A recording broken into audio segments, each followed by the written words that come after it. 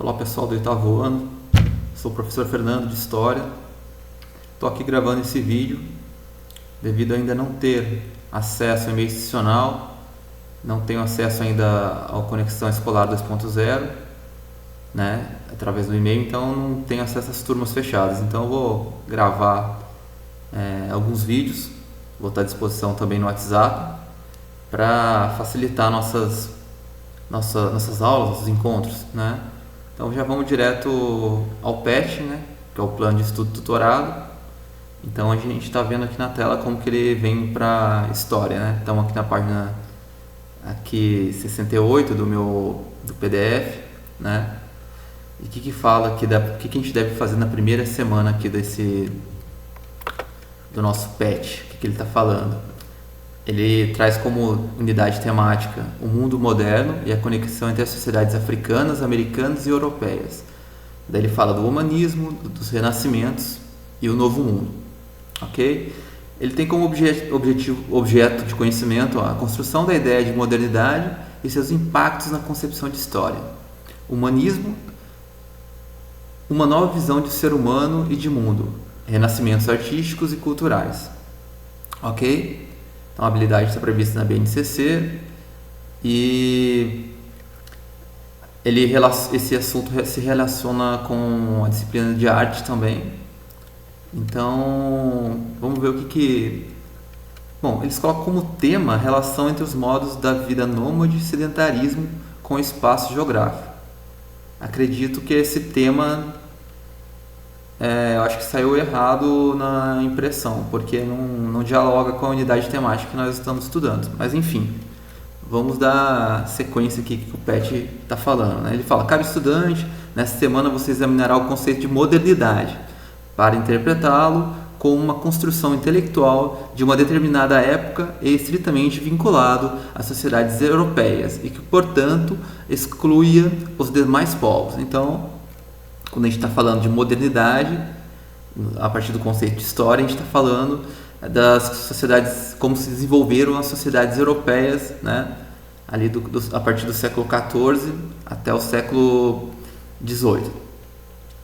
Além disso, você compreenderá a importância da formação e da consolidação das monarquias absolutistas, que era o modo de governo do período, e reconhecerá o humanismo e o renascimento como movimentos que romperam com a mentalidade medieval, difundindo uma nova visão de ser humano e de mundo que influenciou todos os setores da vida do Ocidente.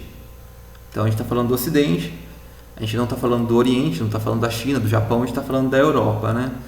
Então a gente vai estudar a história da Europa, que acaba atingindo também as colônias, né?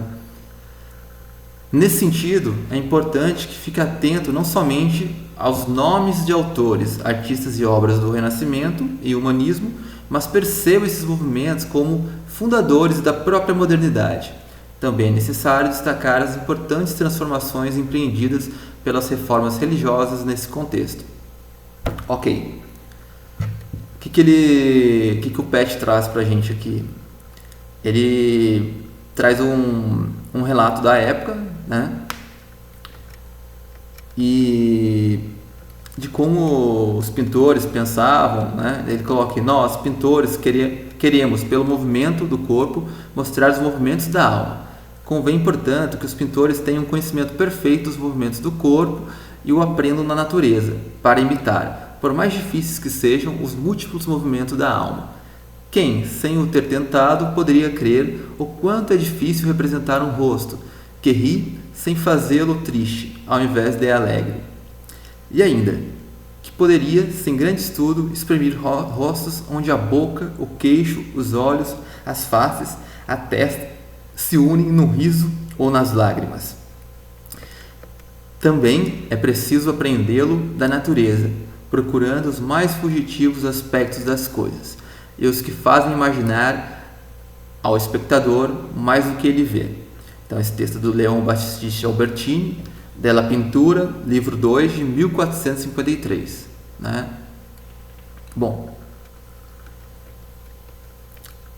o PET também fala o seguinte: sempre que nos lembramos do tema do Renascimento, associamos esse movimento cultural com a imagem dos grandes artistas plásticos e de suas obras mais famosas, amplamente reproduzidas e difundidas até nossos dias, como a Mona Lisa, de Leonardo da Vinci, a Pietà, de Michelangelo, a Escola de Atenas, de Rafael Sancho, e as artes plásticas acabaram se transformando no centro de convergência de todas as principais tendências da cultura renascentista, espelhando por meio de seu intenso desenvolvimento os acontecimentos mais marcantes do processo de reconfiguração das relações sociais e mercantis daquela época.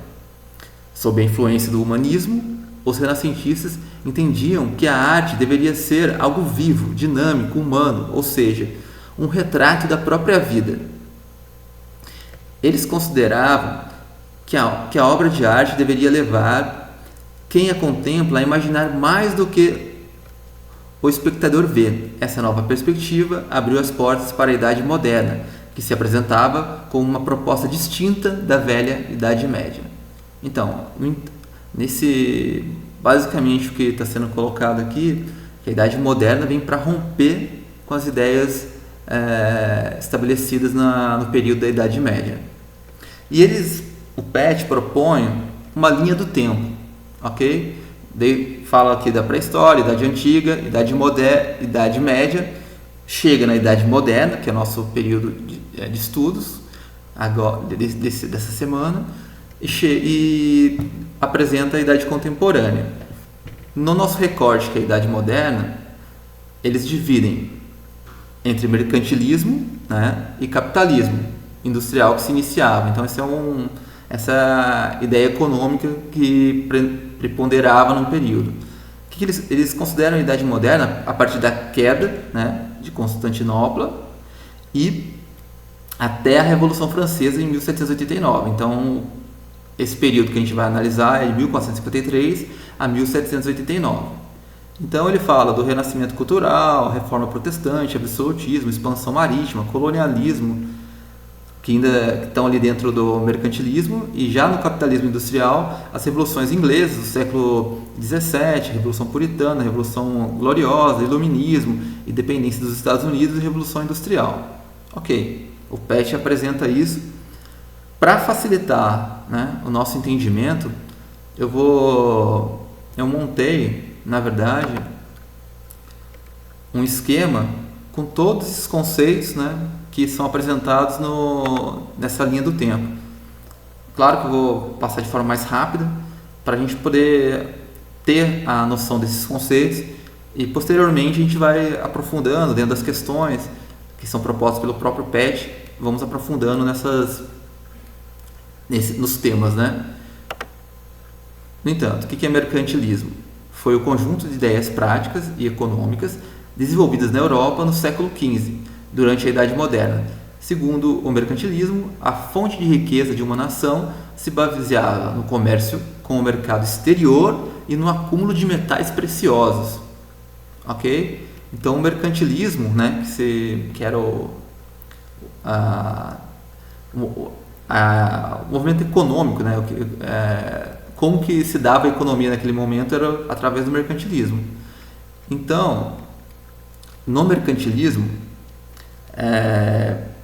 nós temos algumas características, né? Então, tem diminuição das importações, ele bota na balança do mercantilismo, diminuição das importações e aumento das exportações.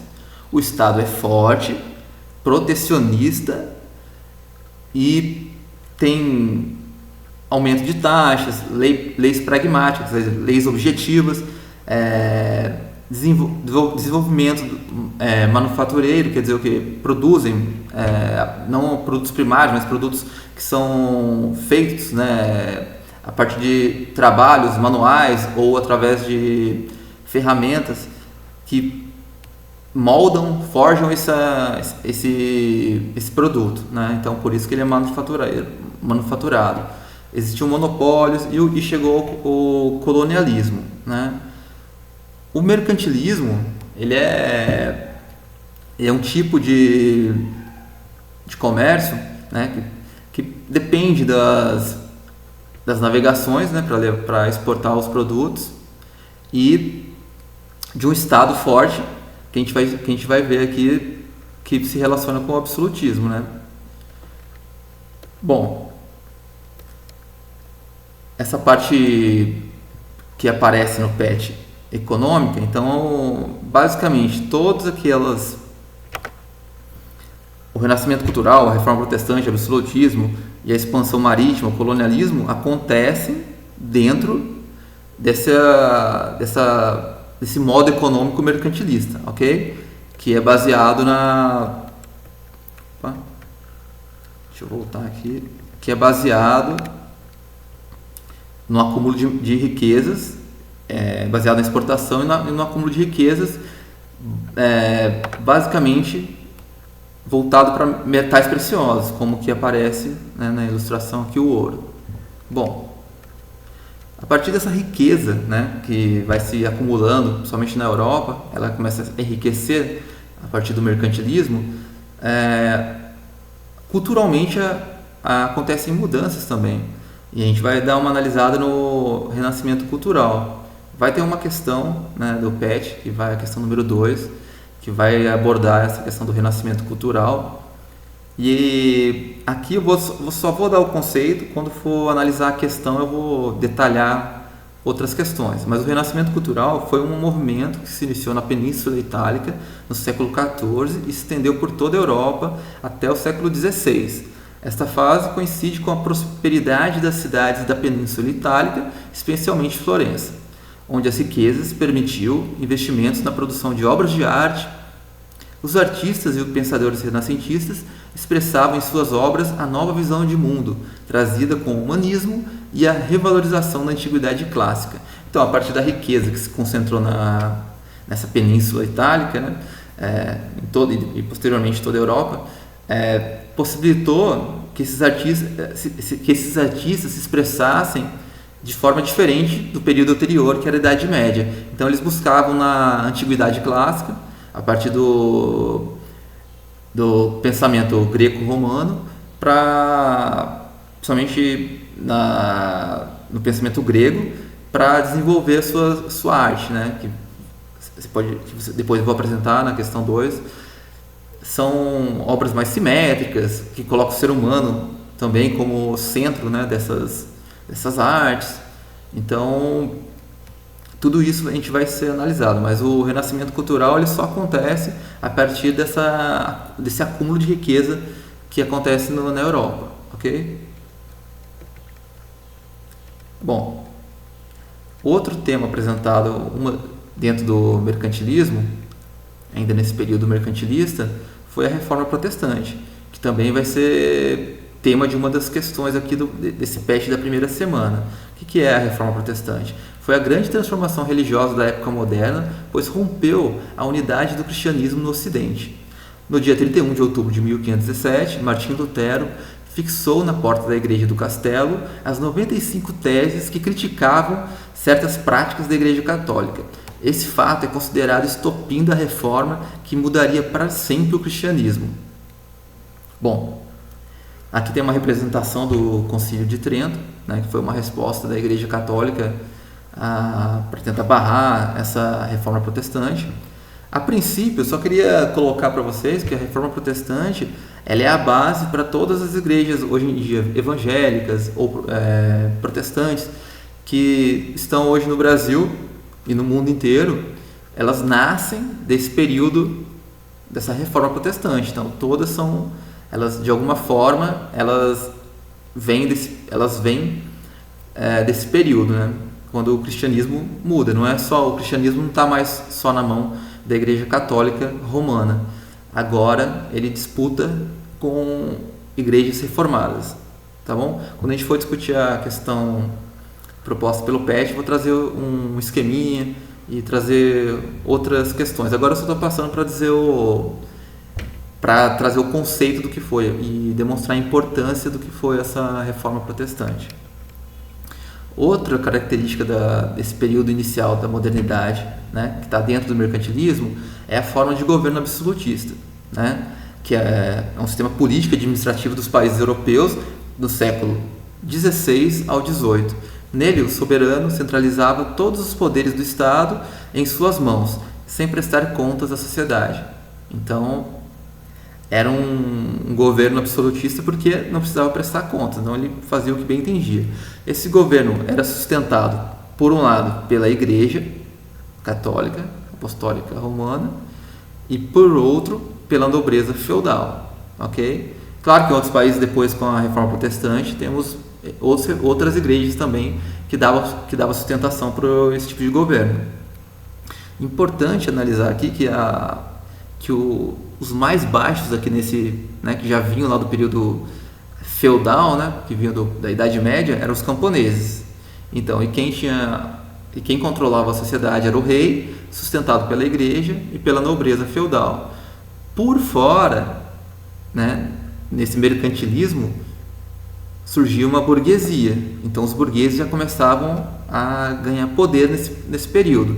Então, ali no mercantilismo, a burguesia já começava a se formar, né, trazendo se apresentando na sociedade. Também tinha dentro do mercantilismo, tinham os artesãos. Os artesãos, eles eram menos, assim, no grau de escala, eles tinham menos poder que essa burguesia, que eram os comerciantes, né, que faziam que começavam a enriquecer mais. Os artesãos nem tanto. Então, o sistema feudal era poder centralizado no rei, sustentado pela igreja e pela nobreza, e quem trabalhava, quem botava a mão na massa, eram os camponeses, e quem surgia no momento era a burguesia, que começava a ganhar força, tá bom? Bom, dentro ainda do mercantilismo, outro fato importante do período, né, desse período início do período moderno, é a expansão marítima, né, europeia, que foi o período compreendido entre os séculos XV ao XVIII, quando alguns povos europeus partiram para explorar o oceano que os rodeava. Essas viagens deram início ao processo da Revolução Comercial, que é o mercantilismo, ao encontro de diferentes culturas e da exploração do Novo Mundo.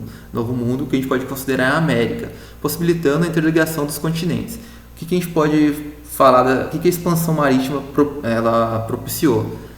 O aumento do mercantilismo e esse processo de chegada europeia no continente americano, que aqui denominado de Novo Mundo, que possibilitou ainda mais a concentração de riqueza na Europa, né, devido à exploração desses territórios novos.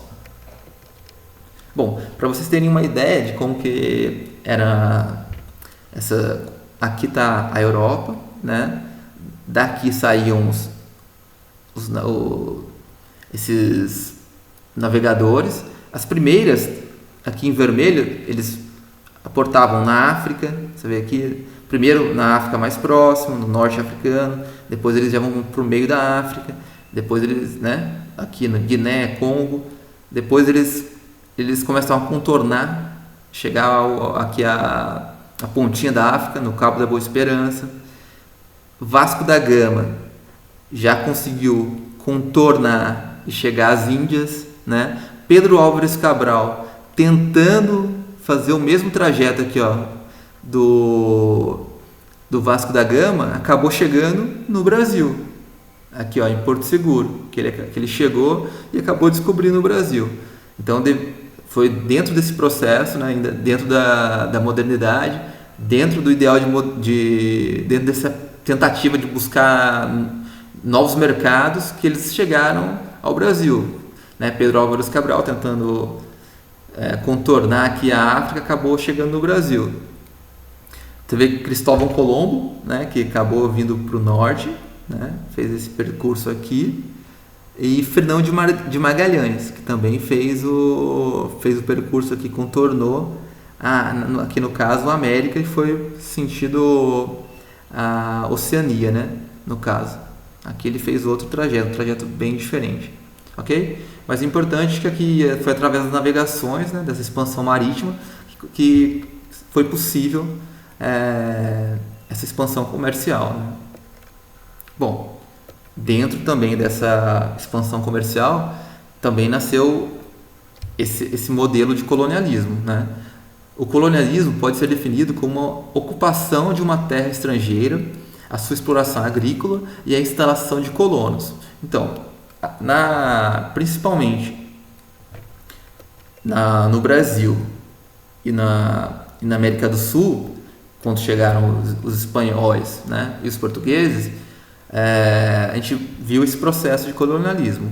Os séculos XV e XVII foram os períodos auge do colonialismo. Os europeus, principalmente portugueses e espanhóis, colonizaram o continente americano. Neste processo, o objetivo principal dos países colonizadores era a exploração dos recursos naturais e minerais.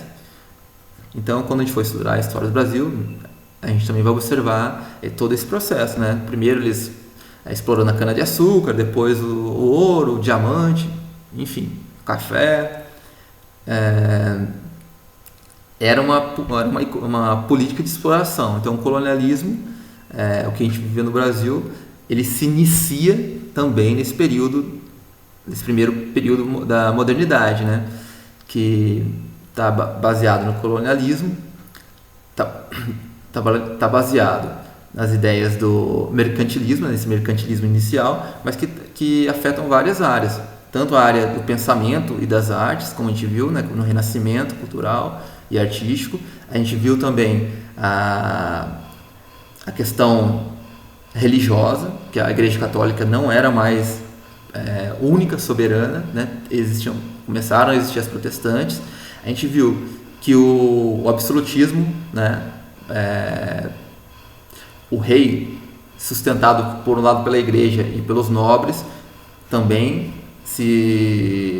era o modelo político, né, e administrativo do período, possibilitado pela expansão, né, porque as riquezas foram acumuladas pela expansão marítima, que chegou no Brasil, chegou na América do Sul, e começaram a explorar cada vez mais e enriquecer cada vez mais. Se hoje a Europa é rica, muito em razão da exploração desse período. Então, a gente tem que ter refletir sobre todo esse processo, né, que veio junto com a modernidade. Bom, nessa aula eu vou falar só dessa primeira parte do mercantilismo, né? Eu apresentei para vocês os conceitos de gerenciamento cultural, reforma protestante, absolutismo, expansão marítima e colonialismo.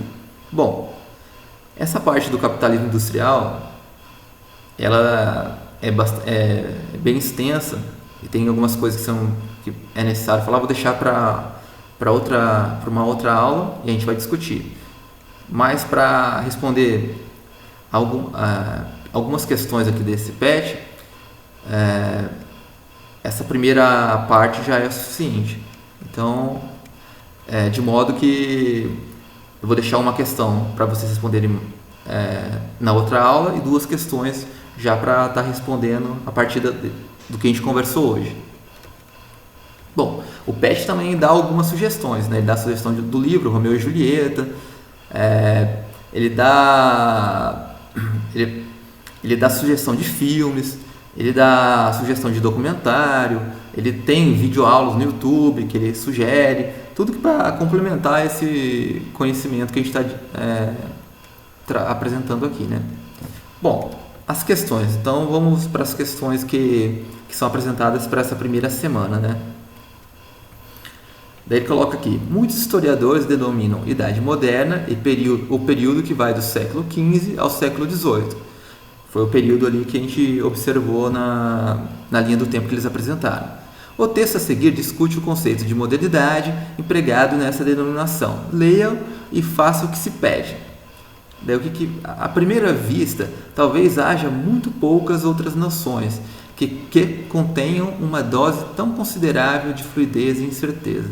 Os compêndios referem-se ao início dos tempos modernos e à Idade Moderna, como se tratando de coisas absolutamente claras, evidentes mesmo.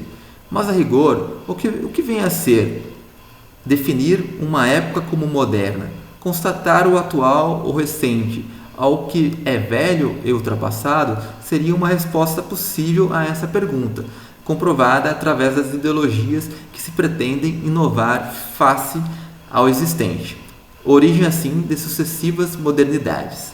Então, esse texto é do Francisco José Calazans Filho, né, na Introdução à História Moderna, no livro Contato com as Humanidades. Bom, a partir do texto, que traz aqui uma reflexão sobre o que é modernidade ou modernidades, ele fala, a questão A fala: pesquise em um dicionário de língua portuguesa o significado da palavra moderno e registre-o no caderno. As definições que você encontrou são parecidas ou diferentes com o seu entendimento sobre essa palavra? Explique. Bom, essa questão ela é mais pessoal. Vocês vão procurar no dicionário a palavra moderno e vão escrever se dialoga ou não com o pensamento, com a ideia que vocês têm de moderno. Ok? O que seria moderno para vocês e o que vocês encontraram no dicionário. Então, basicamente, é isso. Tem um espaço para vocês responderem.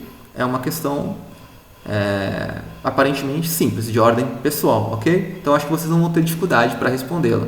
No caso, se tiverem dificuldade, me procurem. Segundo o autor, de que maneira se define um período como época moderna? O que significava moderno na Europa do século XVII? Então, ele está falando aqui a questão de ultrapassado, a questão de velho, né? Então, moderno está querendo demonstrar que houveram transformações, né? Mas o que significava moderno na Europa do século XVII? Né? O que ele estava rompendo? Contra o que eles estavam... o que tinha na Idade Média que eles queriam superar? Né? Então, a gente observou que tinha algumas questões que se apresentavam como novo ali, né?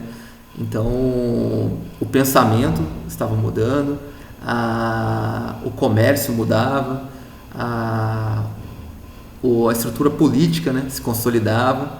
Então, vocês têm que, ao analisar o que é moderno, vocês têm que pensar sobre isso. O que estava acontecendo antes e o que aconteceu naquele período, né? O que veio, quais foram essas mudanças, como foi relatada nos conceitos apresentados aqui nessa linha do tempo, né? Do renascimento cultural, dessa mudança na religião, na consolidação do absolutismo, né?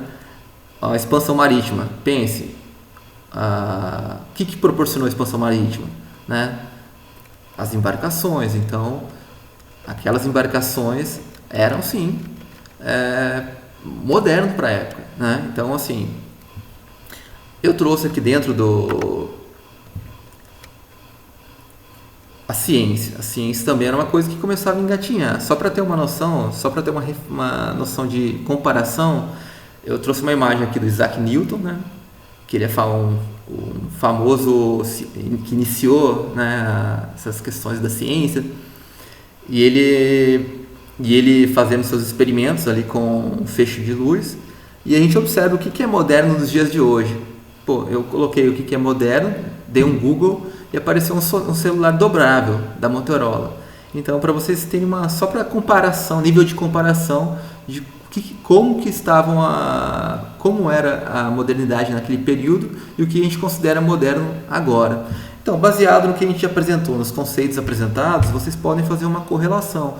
O que se vivia naquele período, né?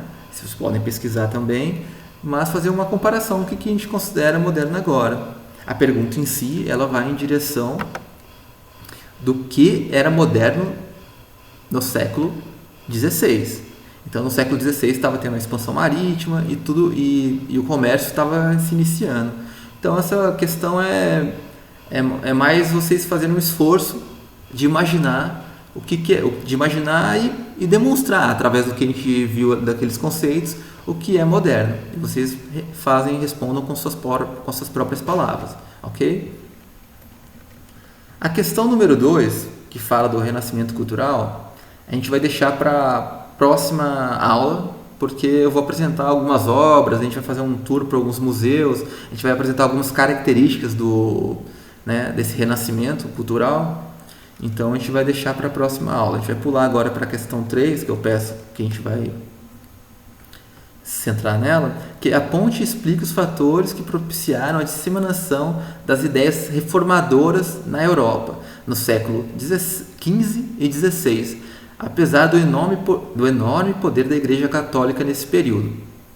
Então, aqui a gente está falando da questão religiosa, o que proporcionou, né, que essas reformas se disseminassem, essas ideias de reforma se disseminassem na Europa, mesmo com todo o poder da Igreja Católica consolidado durante toda a Idade Média e agora sobre risco, né, de perder essa hegemonia do poder, né?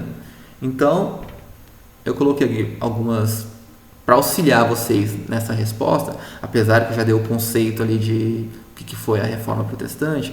Eu trouxe aqui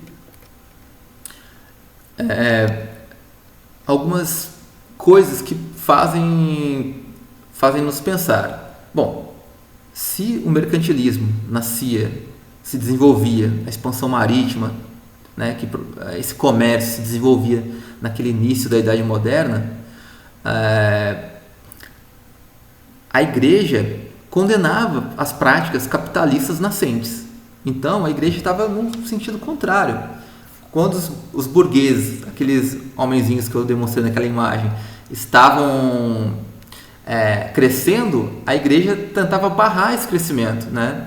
Então, entre eles, a usura, a cobrança de juros por empréstimos, considerada pecado, e defendia a comercialização a justo preço, sem lucro abusivo.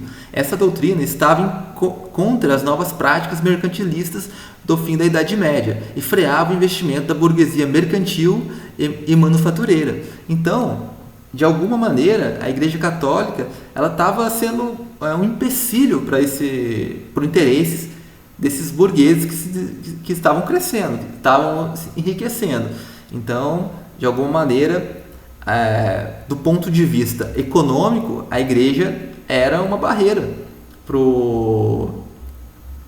para esse mercantilismo que se desenvolvia.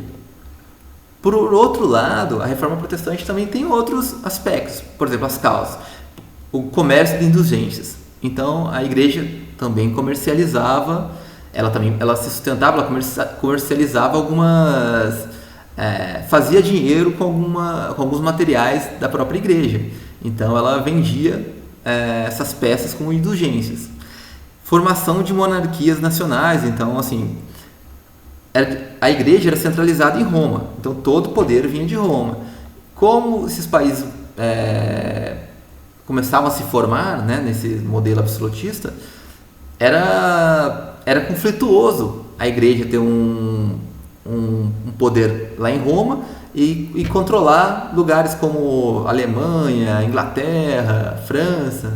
Então haviam essa diferença, essa distância. Então outro aspecto que dificultava, né, que a Igreja mantivesse esse poder. A questão da ascensão, né, da burguesia. Então, quanto mais a burguesia crescia, mais ela queria ter sua independência da Igreja, porque a Igreja ela considerava pecado o lucro abusivo, e os mercantes, esses mercadores, queriam o maior lucro possível. Enfim, aqui a Igreja tentou fazer uma contra-reforma. Aquela imagem que aparece no primeiro slide dialoga com o Concílio de Trento, que também foi onde a Igreja discutiu o que queria fazer para barrar a Reforma Protestante. O principal nome que a gente colocou lá, o Martim Lutero. Então ele colocou mas existiram outros nomes também, como o calvinismo, o luteranismo, o anglicanismo. Então, cada região da Europa se desenvolveu um protestantismo diferente. Então,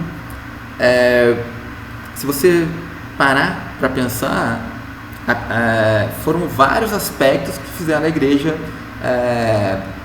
dissolver um pouco o poder. Não que ela perdeu o poder totalmente, mas o poder da Igreja Católica Apostólica Romana foi dividido com essas igrejas protestantes, né? Então, vamos voltar aqui à questão do que se pede a questão. A ponte explica os fatores que propiciaram a disseminação das ideias reformadoras na Europa no século XV e XVI. Então, vocês podem utilizar aqui as causas e escreverem com suas próprias palavras, entendeu? A partir dessas causas, vocês podem tá colocando a igreja, ela atrapalhava o mercantilismo, os países nacionais que não aceitavam ficar sobre esse comando da igreja de Roma, porque os países nacionais começavam a se formar, então eles não iam aceitar facilmente isso. Então, toda essa discussão ajuda vocês a responder essa questão. Então, vocês pensem, né? Basicamente, eu já quase respondi a questão, mas vocês escrevam com suas palavras, né? O que vocês entenderam de forma sucinta, entendeu? Tal coisa atrapalhou, isso atrapalhou, estava formando tal grupo, os países não aceitavam tal coisa, a igreja também estava comercializando algumas coisas, que isso ia, né, algumas pessoas talvez não aceitassem, tá bom? Então vocês podem usar todas essas dicas, né, para poder estar respondendo. Bom, pessoal, o vídeo acabou ficando dentro do período da aula, mas na verdade, dentro dali quando a gente tiver o espaço lá no Conexão Escolar, no Google Classroom, lá eu vou estar disponibilizando mais materiais. Esse material mesmo eu vou estar colocando no WhatsApp para vocês, né? Para vocês estar dando uma olhada e vendo, para poder ajudar vocês a responderem a questão 1 e 3. A próxima aula vai ficar só para responder a questão 2 e a última aula da semana vai ficar só para falar da segunda parte daquela linha do tempo que a gente viu lá no PET, né, que eles colocam aqui, mas não explicam, eles só colocam a linha do tempo. Então eu vou fazer o esforço de estar explicando isso aqui, tá bom? Espero que vocês consigam responder as questões a partir dessa aula e dessas dicas. Eu acredito que vocês vão responder bem. E vou ficar à disposição no WhatsApp também. No entanto, eu espero que eu consiga logo resolver essa questão do meu e-mail e estar trabalhando com vocês lá no Google Classroom, que é o ambiente adequado. Daí eu vou estar lá, por exemplo, segunda-feira, vou estar nos horários das aulas, tudo certinho. Vou ficar lá trazendo essas informações e lá a gente vocês podem mandar perguntas e eu posso estar respondendo, né? Se surgir alguma dúvida, eu posso estar respondendo naquele momento. Isso facilita bastante, né, nosso processo de aprendizagem. Mas hoje, como não foi possível ainda, vou disponibilizar no YouTube. Vocês podem estar comentando lá também no YouTube, se quiserem tirar dúvida por lá, não tem problema. Para mim é até mais fácil, porque lá no WhatsApp às vezes fica muitas informações e às vezes a pessoa coloca um horário que a gente não viu a informação, né? Então, o adequado mesmo é lá no Google, lá no Conexão Escolar, que a gente vai ter todo o espaço para estar discutindo. Mas, por enquanto, a gente vai resolvendo aqui através do WhatsApp. Então, qualquer dúvida estou à disposição e até o próximo encontro, tá bom? Um abraço a todos.